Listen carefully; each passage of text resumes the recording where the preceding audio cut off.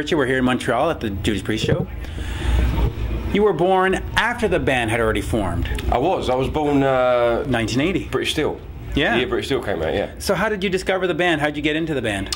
As anyone does, really, you know, through friends and, you know, mates and that. You know, we were into the same music. We listened to Metallica and Maiden and Sabbath. Right. I was a big Hendrix fan back in the day, and Priest were another one of those bands that one of my mates said, "Hey, listen to this," you know, and it was a Painkiller record, and then I sort of went through the back catalogue, you know, and I used to play in a cover band with Les Binks, right? And we used to play through the Judas Priest like catalogue, you know, like Another Thing Coming, Living After Midnight, you know, the classic sort of thing. So that's where my introduction came from.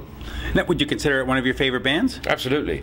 The twin guitar thing has always been a big thing, you know, like Thin Lizzy, Iron Maiden, right. Priest, you know, those sort of bands, you know. So absolutely, you know, the way the two guitars work together and the two harmony guitars, it's always been a big turn on for me musically, you know.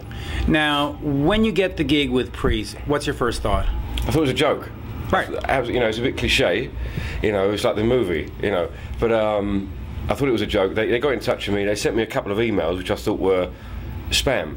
Right. I thought they were junk emails. I didn't recognise their name, and I deleted them. And when they finally got through to me on the phone, I looked up in my trash folder, and there they were.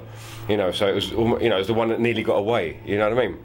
But my first reaction was, someone pulling my leg. But then they called back and asked me to go down to Glen. But how did they find you? Did you audition for the gig, or were somebody at a bar and they saw you and said, "Hey, this kid's good"? I used to play the cover band. I used to play with Les Binks. We used to play with also a guy called Pete Friesen. He used to play with Alice Cooper.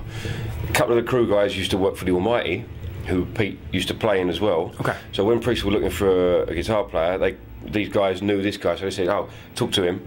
And for one reason or another, he couldn't do it. And I mean, he's a great player. He's like more of a blues player, though, you know. So he said it wasn't really his type of thing.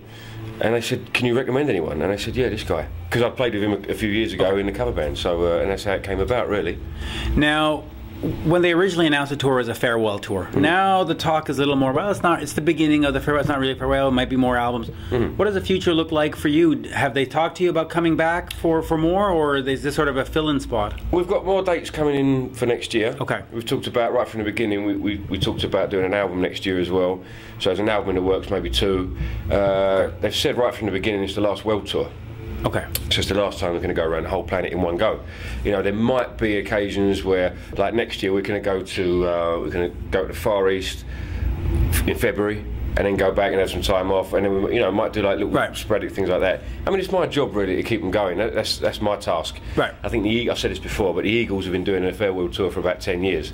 So if I can keep them going for another 10 years. Ozzy started his in '91, right? There or you 92. Go. There you go. So a farewell tour. You don't actually know when the end is, but they've still got you know the passion to do it. They want to get out there and play live. So as long as they've got that, and we can do it.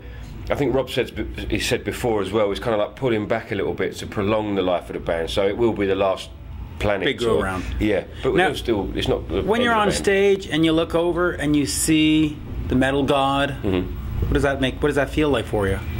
I can imagine. I mean, it's ridiculous. Yeah. You know, sometimes I've got my girlfriend up there in the wings by my guitar wheel, and I'm looking around at her like, and she's like, you know, and when the bike comes out, there's Rob Halford on a bike, and it's crazy, really. But it's just an honour, really, to be up there in that position with those guys. You know. Now you mentioned that you might be a new album or two.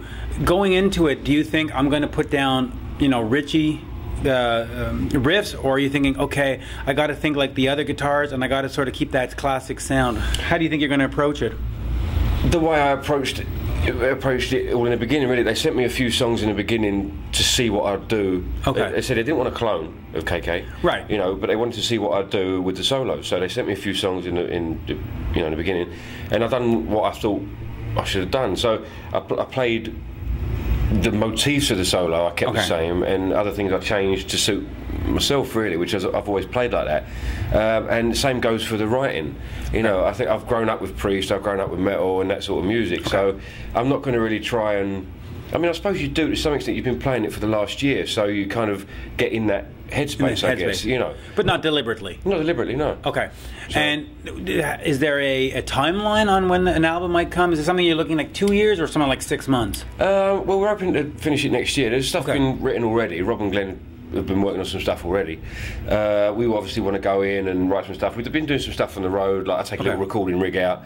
So we want to hopefully get it done by next year, you know. But if it takes 3 months, or if it takes the rest of the year, we want to do it properly. If it takes the year, it takes the year. Okay. You know, we've got some tours to fit it in around as well. So as long as it's a good album. Now, for you personally, outside of Priest, do you go in at some point and do a solo record, or are you looking for other projects, or are you just really just going to concentrate on this? At the moment, I'm totally focused on this. I mean, I can't really, you don't really get a lot of time to think about. I mean, I'm thinking of things and stuff like that, but I don't really get a lot of time to put stuff into action. You know, we're on a bus or on a plane, or we're doing a gig, or you know, we're doing interviews. You know what I mean? Yeah. But you know, I've got ideas and bits and pieces, but at the moment, this is my sole focus, really. Okay, but in the future, you don't think of something like that yet. I mean, down the road. Yeah, down the road, yeah, definitely. Okay. You know, I'm a musician. I create stuff, and you know, Priest is, I mean, it's not going to go on forever. You know, so after that, I'm thinking about, you know, I've got my own music I want to create, and you know, so we'll see what happens. But I'm not thinking too much, you know, long term, because I want to concentrate on the moment, really. Let me ask you a little bit about KK. You're playing his parts. Mm-hmm. How does that feel as a guitarist? Is it comfortable to play? How do you think of him musically with what he's done and what you're trying to copy? Well, not copy, but you know, what you're trying to bring to life. Yeah, you're trying to. I mean, the fans are. I mean, I'm a fan as well, so the fans are down the front there. They expect certain things, right? You know, as you would. I mean, it's an honour to be up there playing those parts. So, as I said before, I keep certain bits the same. Certain bits I go off, and I think he did that as well. I think he was a Hendrix fan as well. What's on record doesn't necessarily get replicated live, you know, depending on, or from what I gathered from KK's playing, like Victim of Changes, he keeps little motifs in there, and then depending on the vibe of the room, he goes off and does his own thing. And I think that's an important part of live music and guitar playing in general, really. Just feeling the vibe and doing your own thing, putting your own stamp on it, but keeping true to the original. That's what I try and do, really. What you try and do. Now, the fans' reaction when KK left was, oh my God, what the hell? Of course. And that was a big void to fill. And the reports, or what people are reading online, is that not only you filling it, but you're exceeding expectations. How do you take the fans and their reactions? Are you surprised by it, or are you happy by the acceptance? Tough spot to get into. It's a tough spot. There's a lot of hate to be had, and you're not getting it. It's not personal hate. No, you know what I mean? Absolutely not. People have a tendency to fear the worst when they don't know what the outcome's going to be. And I was the same with Blackmore and Purple. I was the same. I wanted Blackmore in the band. You know what I mean? I was the same. And then you go and see Steve Morse playing with Purple, and you're like, oh, okay, I get it. It works. I'm a fan. I'm a fan of Blackmore still. I'm a fan of Purple with Steve Morse. And it's natural, really, for people to do that until they go down and see the show, like I did. You know. We were confident that the fans would appreciate what was going on. It's not KK up there. I don't try and be KK. Absolutely. But I try and do the best I can for the fans, and I hope that comes across. And credit to them, really. Credit to the fans for coming down, paying their money, buying their ticket, and coming down and giving it a chance. And by the end of the night, I mean, you'll see it tonight, they all walk away with smiles on their faces. And that's... I'm not trying to be KK. No. I'm trying to do my best for the fans, and if they walk out there with their hands in the air with smiles on their faces, it's job done, you know. But you're going to get a bit of that hate in the beginning. I think it's kind of natural. Well, before you played the first shows, there was a lot of, you know, what the hell, this guy, and your age was playing against you, like, oh, he's a young, and everybody who has seen you that I have talked to have said, wow. I mean, that's it. It's just wow. Well, as I said, I mean, it's not a personal thing. People feel the word, and Ken left for one reason or another. I didn't kind of come in and take anyone's job. I didn't push anyone out. You know, and I think that also got mixed up in the scheme of things in the beginning, because people were looking for someone to blame for it, you know. But once that all died down, I mean, I still think it's a bit of a point to prove. Every time I get up there for the first time in one of these countries as part of Priest, you've got to prove to the fans that you can do it and you can cut the mustard. You can't really sit back on your heels and hope everything's going to be all right. You know, you've still got to earn your right to be there. I'm still doing that. That's what I feel, you know. As well as being a part of the family, there's people down there that I've never seen before. So I've got to do my best all the time for them. So, you know. Yeah, so it's a tough little road. Oops, I think it's... There are tougher roads.